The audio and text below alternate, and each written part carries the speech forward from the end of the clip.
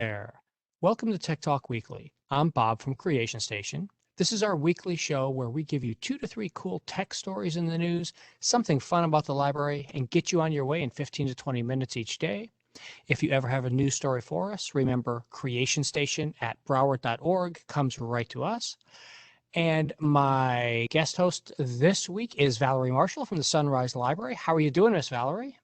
Hi, everybody. I'm doing great. How are you, Bob?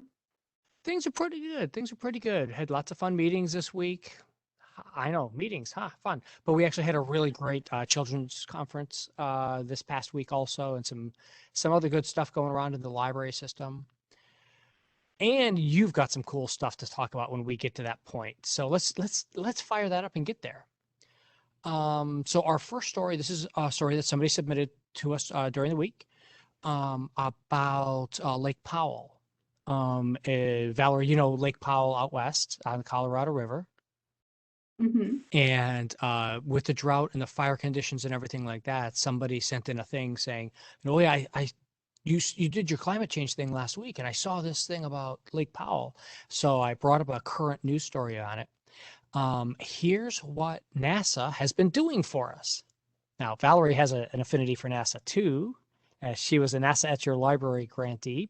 Um, is that a grantee? Is that how we call it, Valerie? Grant recipient, I Grant guess. recipient. Okay, sure, that makes sense.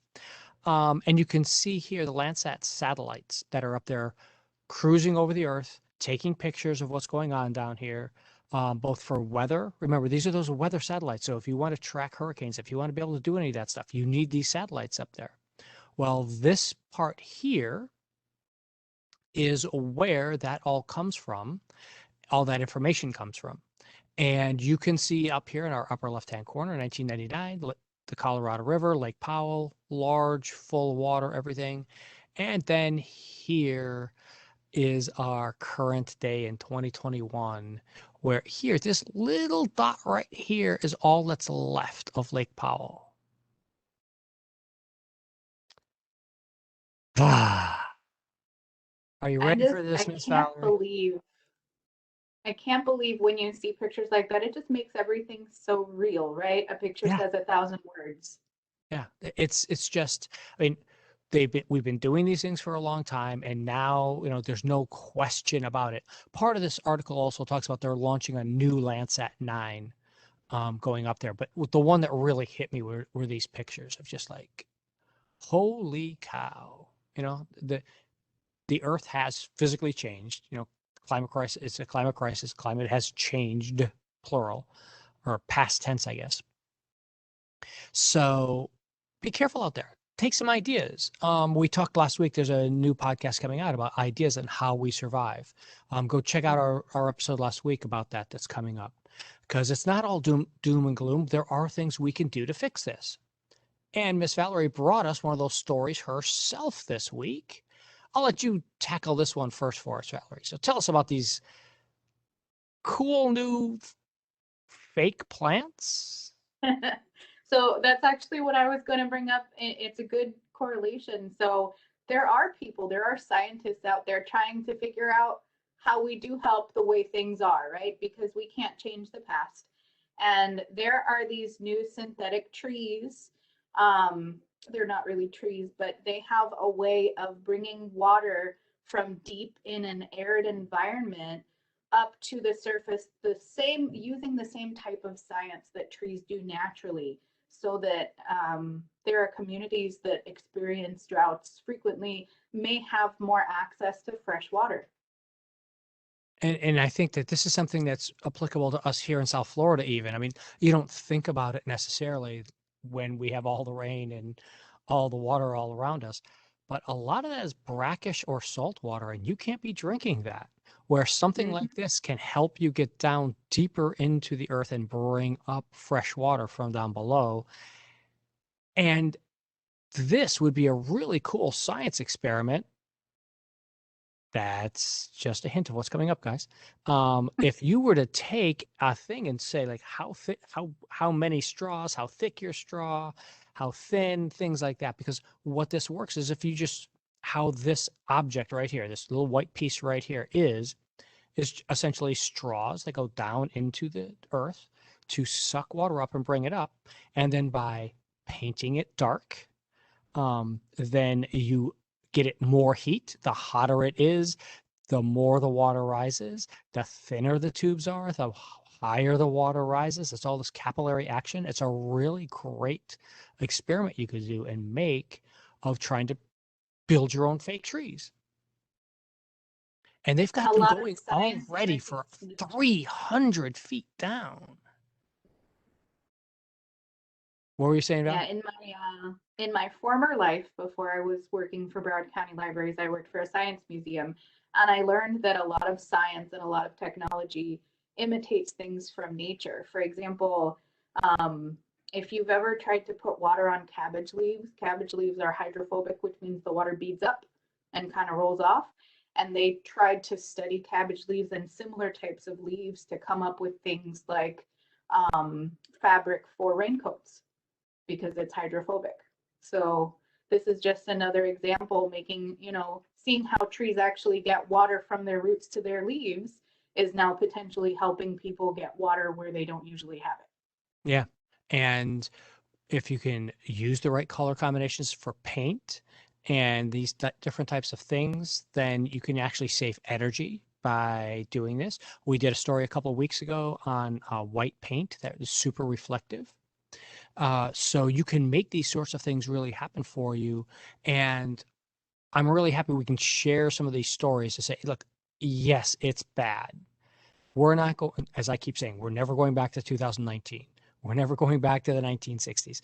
We're moving into something different. We're not going back to normal. We're going to make it be better. And libraries can help you get there. So come follow us and hang out with us, and we're going to help you figure out what you can do to build your own new future. Absolutely. Which is our main story today, which we're going to take a little bit more time on than we normally would because we get a chance to this time.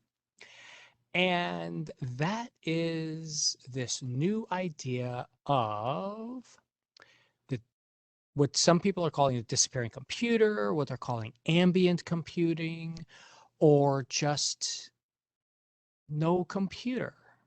Just nothing. You just walk around and it's just ambient intelligence, is how Amazon is trying to sell their phrase, where you just exist and everything exists around you and you just interact and you don't have to worry about where a computer is or what they are. This is along very lines with augmented reality of having glasses, maybe. We talked about that on our Tuesday monthly show. But what do you think, Val? Are you ready to have no computers? I think it's fascinating. It's not something that I can picture myself, but I mean, 100 years ago, they couldn't picture the way we run the world now, which is mostly on computers. And I see examples of this coming out in the news all the time of working towards this idea of ambient, like you were saying, augmented reality. I've seen places where when you're standing in line at Disney, for example, you can interact with a 3D projection on the wall and try and like lift a ball that's on the screen without actually touching anything. Or there are microchips that are the size of what, a grain of rice. You can Yeah, barely even see them, smaller. and now they're Yeah. trying to make them fly. So there's all kinds of cool stuff. You've got to see. Anybody who's out there not following me on Facebook, you should go see them. I posted a little, maybe terrifying, maybe very cool thing of they've got little mini drones that are like the size of a grain of rice that have propellers on them that you can just drop them and scatter them everywhere. It's crazy. But the flip side to this, because I'm always on that, yeah, we need to move forward. We need to be doing these things. Are we, somebody's got to do this work. Somebody's got to start this and do this. And one of the reasons I brought this article up is because it also comes out of Amazon's big tech event that they did earlier this week, where they revealed a lot of things, including a new robot. And I know you're probably thinking, why do I need a new robot? You might not yet, but you might want one. They actually called it Astro, just like the Jetsons. So trying to get people going. They're not calling it Rosie yet. Hmm.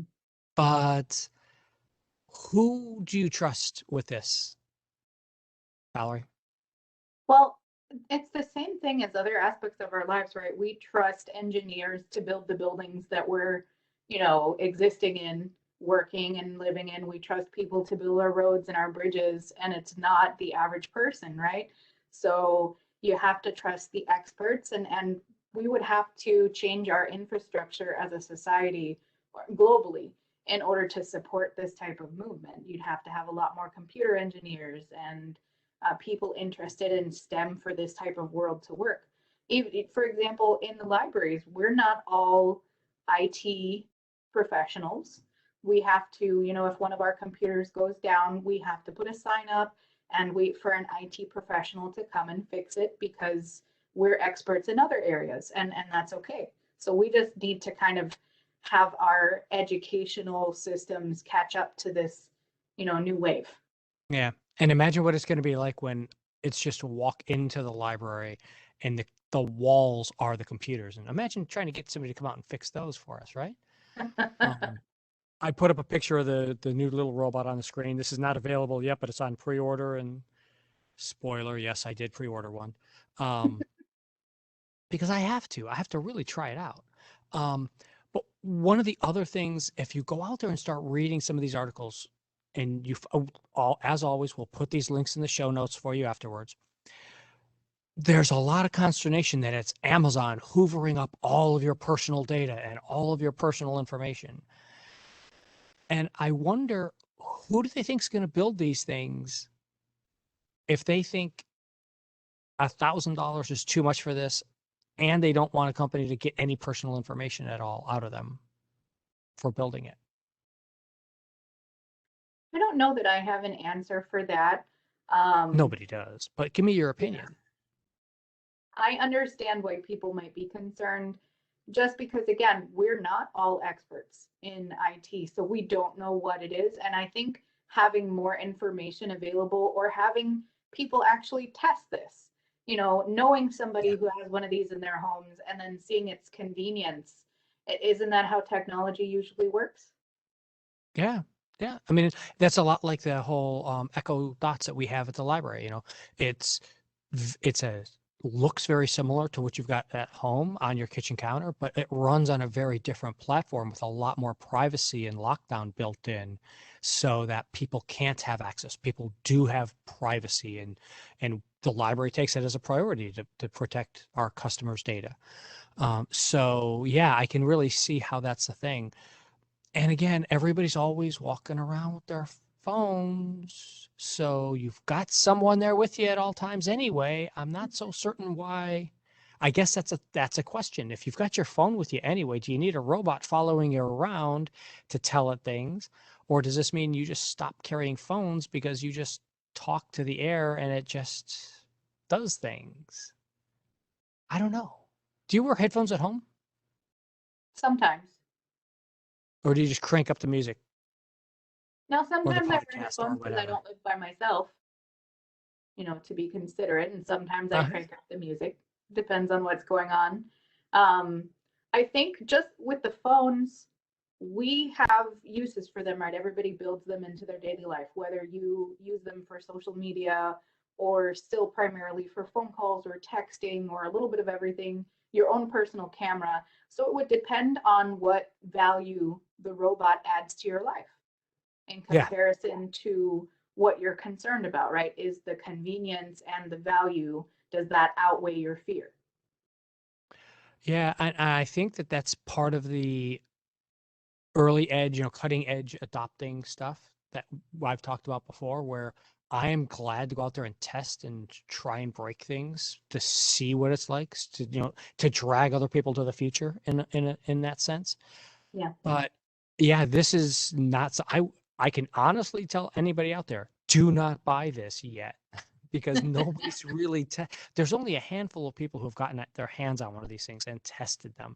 And it really is just a mobile speaker with a camera built in that can drive around your house and follow you around or go patrol while you're not home and check on things for you and stuff. So this is one of those products whenever we talk about new tech that I'm like, well, go try it. But this is like, no, don't try this one. Let me try it first for you and tell you whether it's good or bad, and try, version 2.0 or whatever when it's actually got hands. Uh, for example, this one here has a spot to put like cold drinks in the back to take. It can't open up the fridge and get them for me. So I have to open up the fridge to put them in the robot anyway. I'm not so certain that's a great thing. Yeah. I Or think it we, would be fun if we could get them actually for the library one day so that people could oh, test them you out. just let me. I will, if I get my hands on one, I will definitely be doing that with the library. You know me, I'm going to make sure that that happens. Um, we do have one other tech story that's a library story. And I want to highlight that really quick because that's one of the reasons we wanted you on this week, Miss Valerie. Um, there is going to be the 5th annual Science Fair Festival that the library is putting on next weekend, October 9th. And you're in charge of this whole thing, Valerie. So tell us all about it. Yes, so the Science Fair Fest is an awesome opportunity for anybody who is interested in STEM, anybody who's working on a science fair project, and honestly, if you just want to come and have fun. So Science Fair Fest, what we do, it's going to be Saturday, October 9th, 10 a.m. to 3:30, like you see on the screen. We have 4 sessions with 4 different amazing partners who will either show you experiments that you can do at home, who will walk you through how to do a science fair project with Broward County Schools, or show you how to be what's called a citizen scientist, which means using apps on your phone through NASA to actually contribute to real scientific studies, either measuring the weather, measuring the growth of plants. There's a bunch of other things you can do, and you'll have to come to the event to see the specific ones. And we've also got some of our most fun partners, the Museum of Discovery and Science, doing experiments involving energy, including things like snap circuits, which we actually have at some of our libraries to lend out to people. So Yeah, they're going to blow it's things just, up. yeah, Well, it's going to be really amazing. I don't know if they're going to blow things up this year. And that's the well, part that, don't try that part at home.